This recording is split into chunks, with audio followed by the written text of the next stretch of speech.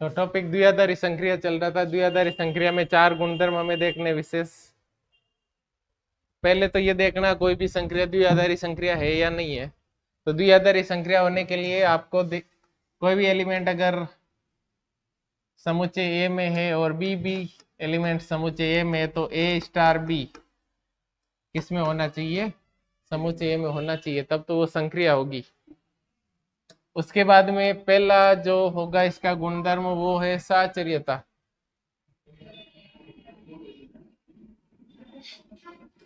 पहला क्रम विनिमयता, दूसरा साचर्यता, तीसरा तत्समक और चौथा प्रतिलोम। ये चार गुणधर्म हमें देखते हैं। क्वेश्चन नंबर 6 तो एक बार करवाया हुआ नहीं है, समझ लेना। 6 अच्छी तरह से सारे क्वेश्चन समझ में आ जाएंगे अगर कोई नहीं आया तो। एन में एक द्विधारी संक्रिया दी हुई है स्टार,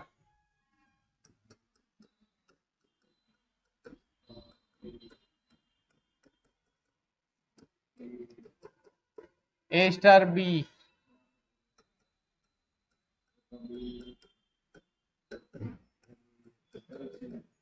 ए तथा बी का एलसीएम। ए स्टार बी का मतलब होता है ए और बी का एलसीएम आप निकालो, वही क्या आएगा? ए स्टार बी आएगा। और हमें दिया गया है कि ये क्या है? एक द्विआधारी संक्रिया है। द्विआधारी संक्रिया तो हमें चेक नहीं करना है कि ये संक्रिया द्विआधारी है या नहीं है, क्योंकि प्रश्न में लिखा हुआ है द्विआधारी संक्रिया। अब पहला आपको देखना है 5 स्टार 7 और 20 स्टार 16 का मान निकालना है। पहला 5 स्टार 7, 5 स्टार 7,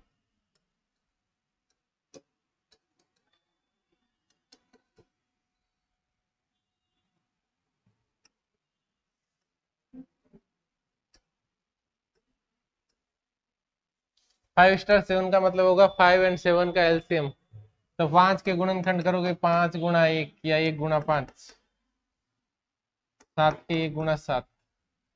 कॉमन है वो एक बार लिखना, बाकी सारे लिखने हैं। कितना होगा? 35, 35।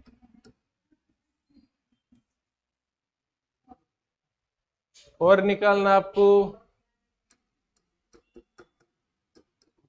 20 स्टार 16। तो आपको निकालना है 20 और 16 का एलसीएम। क्या आएगा? गुणनखंड लिखेंगे,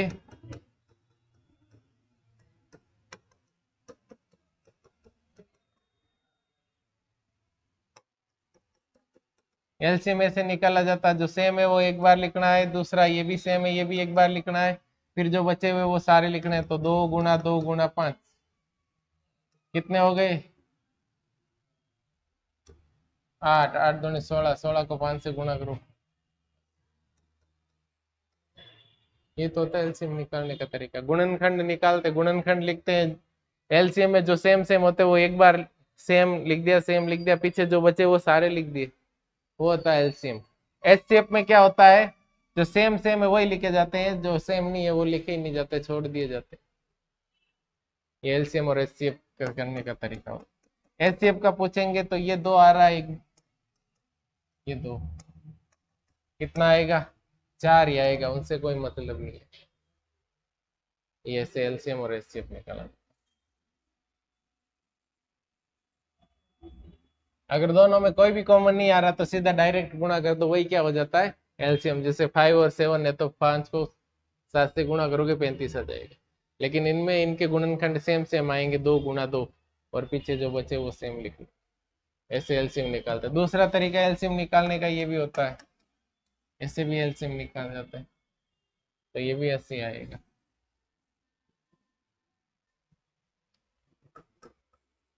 सेकेंड, क्या संक्रिया स्टार क्रम विनिमय है? क्रम विनिमयता देखना हमें।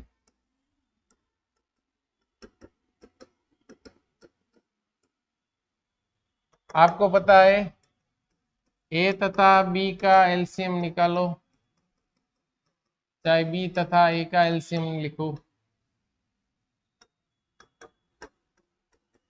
क्या होते हैं? ये बराबर ही तो होते हैं। ए तथा बी का एलसीएम लिखो चाहे बी और ए का एलसीएम लिखो, क्या फर्क आएगा? कुछ भी नहीं आएगा। तो इसको हम लिखते हैं ए स्टार बी, और उसको क्या लिखते हैं? बी स्टार ए। ए और बी क्या है? प्राकृत संख्या है। बराबर आ रहे हैं, इसलिए क्या होगा? क्रम विनिमय होगा।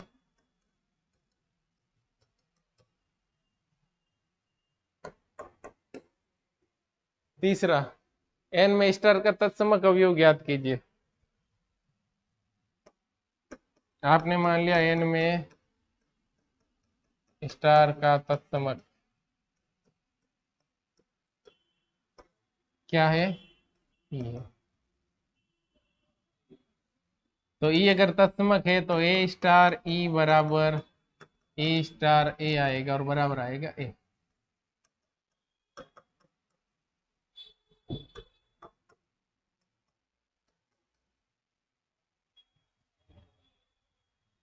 इसका मतलब होता है ए तथा ई का एलसीएम हमेशा ही क्या आएगा? ए आएगा। क्या आएगा? ए।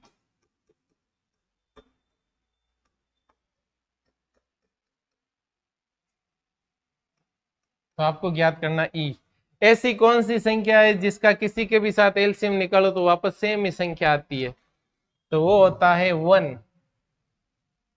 वन का एलसीएम वन के साथ वन होगा, वन का एलसीएम दो के साथ एक होगा, एक का एलसीएम तीन के साथ निकालो एक होगा, एक का एलसीएम किसी के भी साथ लो वापस एक नहीं आएगा, सेम संख्या आएगी। एक का एलसीएम एक के साथ एक आएगा, एक और दो का एलसीएम लोगे दो आएगा, एक और तीन का एलसीएम लोगे तीन आएगा, क्योंकि एक के तो कोई गुणनखंड होते नहीं है।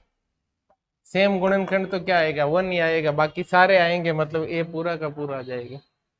तो ए तथा ई का एलसीएम बराबर ए आ रहा है, या फिर आप इसको ऐसे भी लिख सकते हैं। एलसीएम का मतलब क्या होता है? गुणा कर दो। जब कुछ भी कॉमन नहीं होता तो क्या करते हैं हम? गुणा कर देते हैं। तो ए ई बराबर वो ए आ रहा है, इसका मतलब ई बराबर हो जाएगा ए बटा ई। कितना आएगा? एक।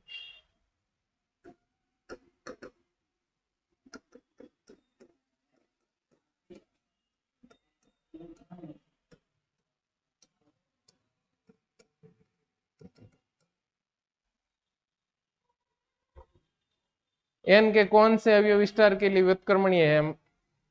अब देखना व्युत्क्रम।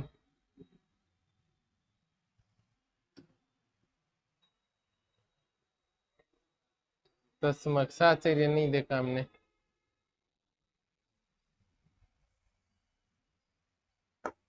ये चौथा हो गया।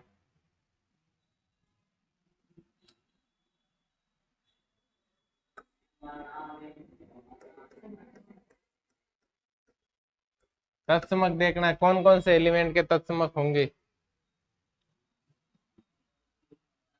तो तत्समक की परिभाषा है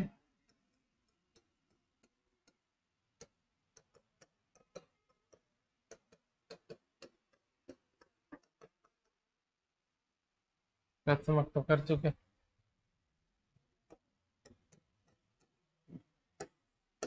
प्रतिलोम देखना है।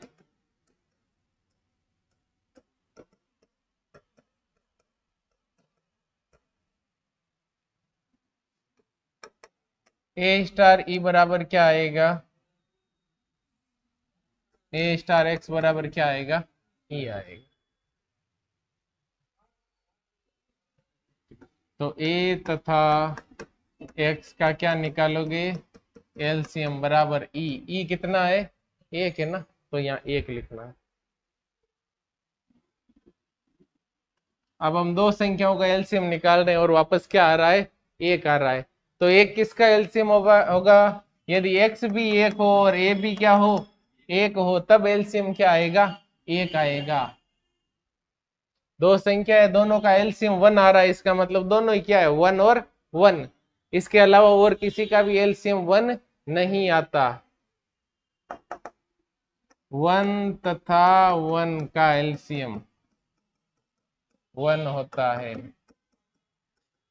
आपको पता है ये तो, इसलिए ए भी क्या होगा 1 और एक्स भी क्या होगा 1। मतलब व्युत्क्रमणीय अवयव, व्युत्क्रम खाली किसका निकलेगा 1 का ही निकलेगा, और किसी का भी व्युत्क्रम 1 व्युत्क्रम निकलेगा ही नहीं। और कोई भी संख्या नहीं होती है जिनका एलसीएम क्या आता है 1 आता है।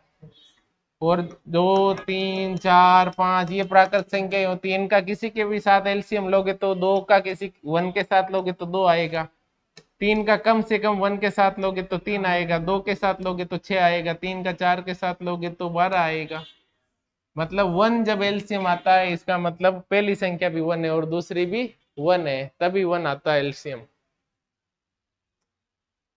एलसीएम 1 एक ही कंडीशन में आता है, कब पहली संख्या भी 1 है और दूसरी भी 1 है। 1 और 1 का दोनों का ही एलसीएम 1 होता है और कभी भी एलसीएम 1 नहीं होता। जबकि आपको पता है तत्सम कितना आया था 1 आया था, क्योंकि ए और ई का एलसीएम ई होता है, तो ए ई बराबर ए होता है, तो ए रखोगे ई का मान 1 आएगा। ई का तो मान पहले ही 1 आ चुका है। अब आपको देखना है प्रतिलोम किसका होगा और क्या होगा। तो खाली प्रतिलोम किसका होगा, इसी का प्रतिलोम निकलेगा, और इसका प्रतिलोम भी वापस क्या निकलेगा, ये सेम ही निकलेगा। अतः आपको लिखना है केवल 1 व्युत्क्रमणीय अवयव है।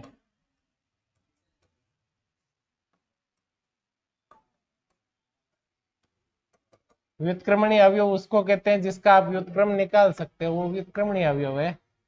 और 1 का व्युत्क्रम वापस 1 ही होगा।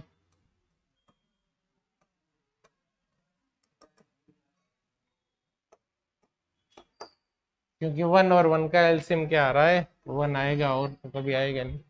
तो ये तो अवयव है और ये क्या है एक्स व्युत्क्रम है। और जब ये अवयव होता है, ये व्युत्क्रम होता है, तो परिभाषा होती है किसी भी एलिमेंट को उसके व्युत्क्रम से संक्रिया कराने पर क्या आता है आइडेंटिटी एलिमेंट आता है, तत्समक अवयव आता है, ई आता है। तो 1 का व्युत्क्रम 1 होगा, 1 ही व्युत्क्रमणीय अवयव है। इसके बाद इसका तीसरा साहचर्यता।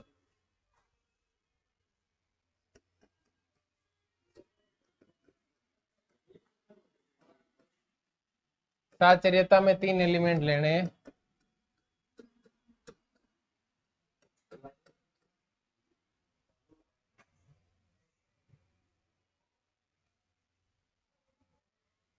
आप ऐसे लिख सकते हैं ए बी तथा सी का एलसीएम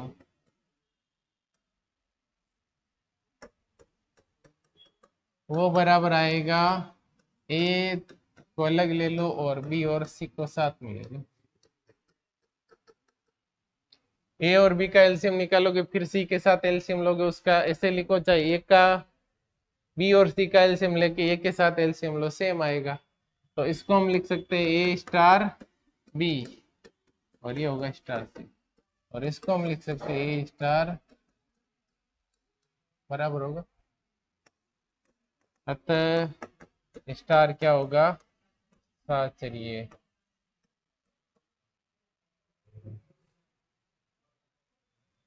तो ये संक्रिया थी एन में स्टार ए स्टार बी का मतलब ए और बी का एलसीएम 5 और 7 स्टार आ रहा बीच में, मतलब 5 और 7 का एलसीएम कितना आएगा 35 आएगा।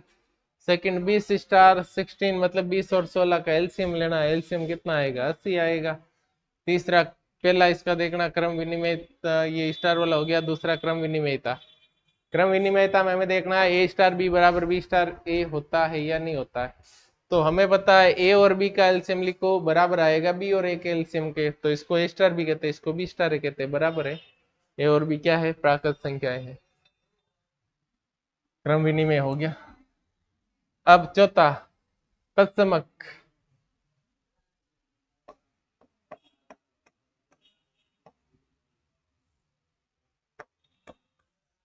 तत्समक की परिभाषा होती है अगर एन में स्टार का तत्समक ई होगा तो ए स्टार ई चाहे ई स्टार ए दोनों क्या आएगा ए आएगा। तो हम लिखेंगे ए और ई का एलसीएम ए, ए ई का एलसीएम का मतलब ए ही होता है, ए ही बराबर ए है, तो ई का मान 1 आ गया।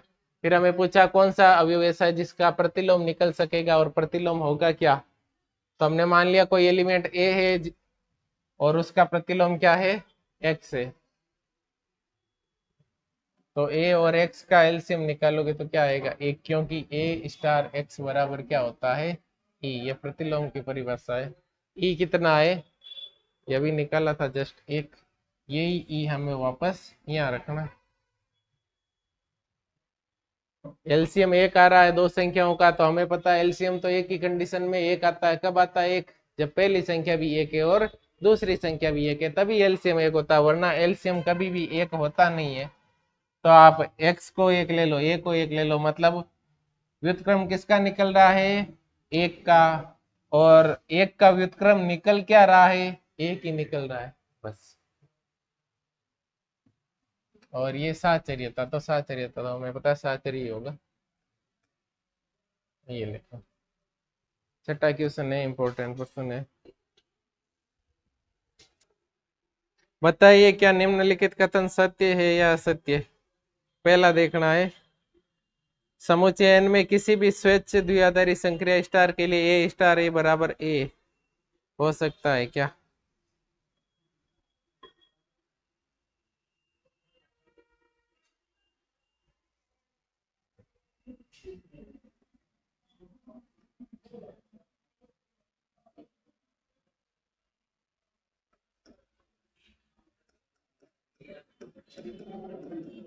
n में स्टार दी हुई है संक्रिया ए स्टार ए बराबर ए।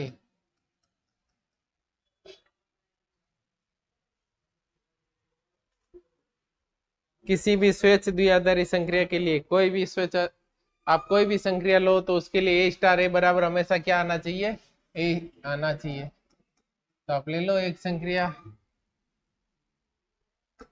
n में ए प्लस ए, प्लस ले लो स्टार की जगह, वापस ए आता है क्या।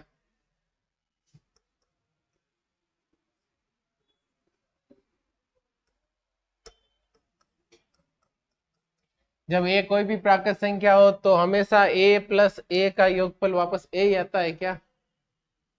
ए और ए का योग क्या आएगा, टू आएगा ना। ए नहीं आता हमेशा, इसका मतलब ये क्या होगा, नॉट इक्वल होगा, बराबर नहीं होगा। कब होगा, जब आप स्टार को किससे रिप्लेस कर दोगे, प्लस से, स्टार की जगह प्लस। तो ये हमेशा ए नहीं होगा, क्योंकि प्रश्न कह रहा है किसी भी स्वेच्छ द्विआधारी संक्रिया, स्वेच्छ का मतलब अपनी इच्छा से अगर कोई आप द्विआधारी संक्रिया लो तो उसमें हमेशा ही ए स्टार ए बराबर ए आता है। तो आप स्वेच्छा से प्लस वाली ले लो संक्रिया, तो ए प्लस ए बराबर ए आएगा क्या, नहीं आएगा, टू आएगा, ए नहीं आएगा। हमेशा ए नहीं होता, ए प्लस ए का मान। तो क्या होगा, ये संक्रिया परिभाषित नहीं होगी। सत्य है का असत्य है, तो दिया गया कथन असत्य है।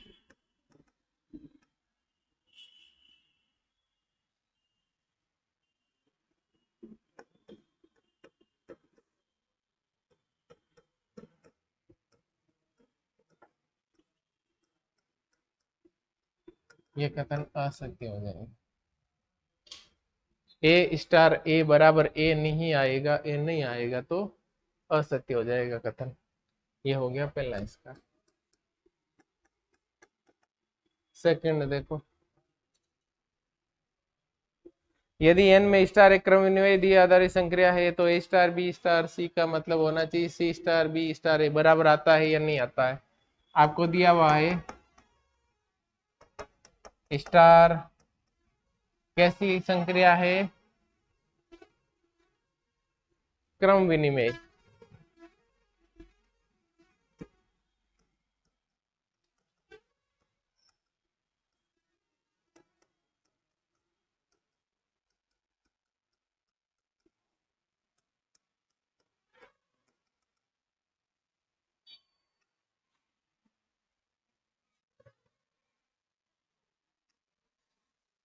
स्टार एक क्रम विनिमय द्विआधारी संक्रिया है। आपको सिद्ध करना है ए स्टार बी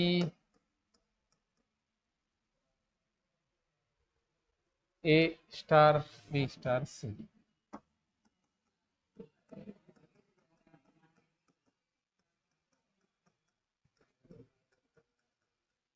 ये सिद्ध करना। तो जब सिद्ध करना होता तो आप इसका एक साइड ले लो, लेफ्ट हैंड साइड।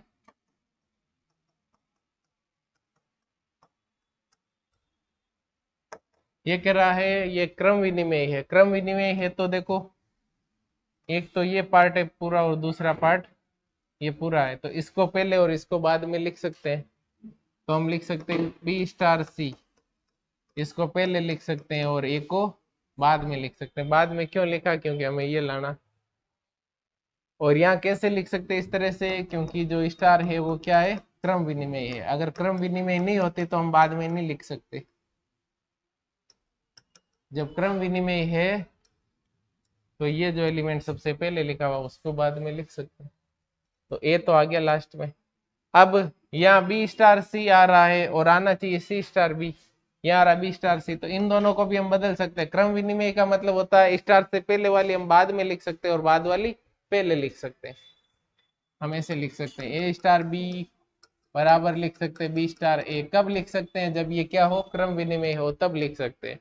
क्रम विनिमय है या नहीं है इसके बारे में अगर आपको कुछ नहीं कहा हुआ है तो फिर ये दोनों बराबर नहीं होंगे। तो आपको प्रश्न में लिखा हुआ ना, स्टार कैसी है संक्रिया, क्रम विनिमय संक्रिया है। द्विआधारी संक्रिया तो है, साथ साथ क्रम विनिमय भी है। तो ये गुणधर्म का पालन करती है, पालन करेगी। इसका मतलब ए को लास्ट में लिखो चाहे पहले लिखो, कोई फर्क नहीं पड़ेगा। बी स्टार सी में बी और सी को पहले या बाद में लिखो, कोई फर्क नहीं पड़ता, क्योंकि स्टार क्रम विनिमय है। तो ये से लिख देंगे, क्योंकि स्टार क्रम विनिमय है तो बी स्टार सी का मान लिख सकते हैं आप सी स्टार बी के बराबर।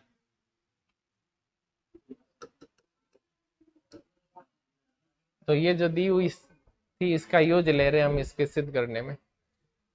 ये तो आपको दिया हुआ है, ये इसके बराबर सिद्ध करना है, तो जो सिद्ध करना है वो ले लो।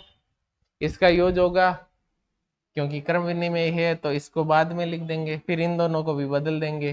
2 बार बदलेंगे तो रिजल्ट आ जाएगा। यही तो है आरएचएस।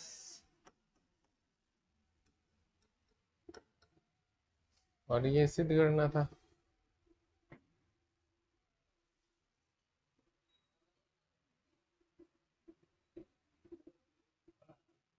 तो ये कथन सत्य है या असत्य है, तो ये तो सत्य है, दूसरा तो। अतः दिया गया कथन सत्य है।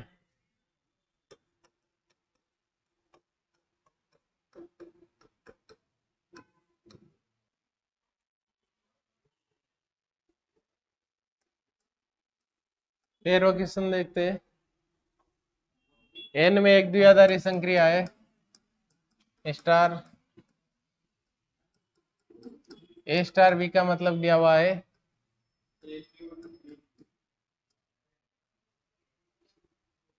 अब इसमें 4 ऑप्शन दिए हुए हैं। पहला साहचर्य है और क्रम विनिमय है, दोनों ही होंगे। या फिर दूसरा साहचर्य क्रम विनिमय है लेकिन साहचर्य नहीं है। तीसरा ये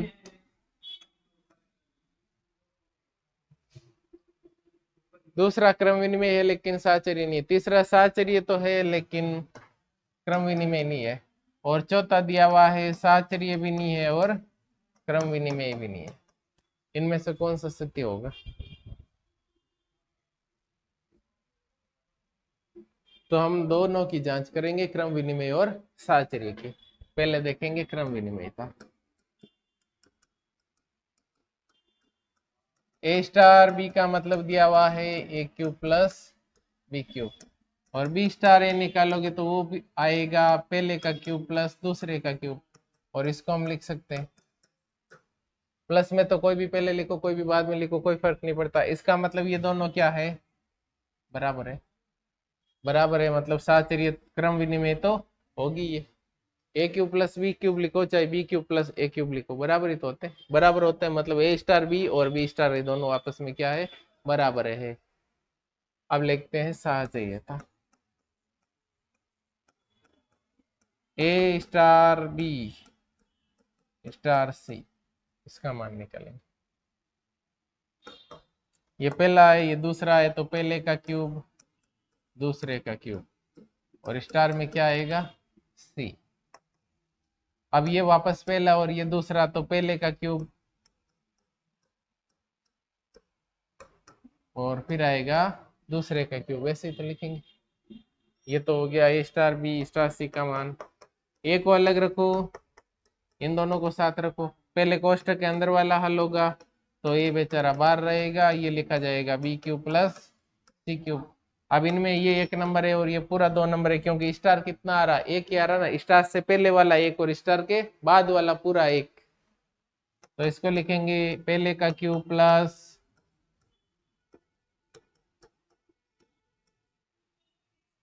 देखो इसमें तो घात एक की 3 है और ऊपर वापस 3 आएगी, तो एक की घात 9 आएगी, बी की भी घात 9 आएगी, फिर और आएगा।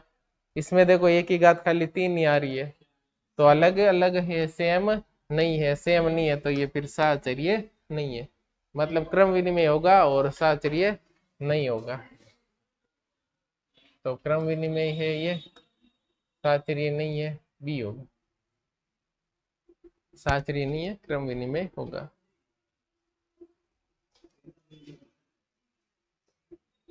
क्रम विनिमय तो दिख रहा है, ए क्यूब प्लस बी क्यूब बराबर होता है बी क्यूब प्लस ए क्यूब के, और साहचर्यता में से।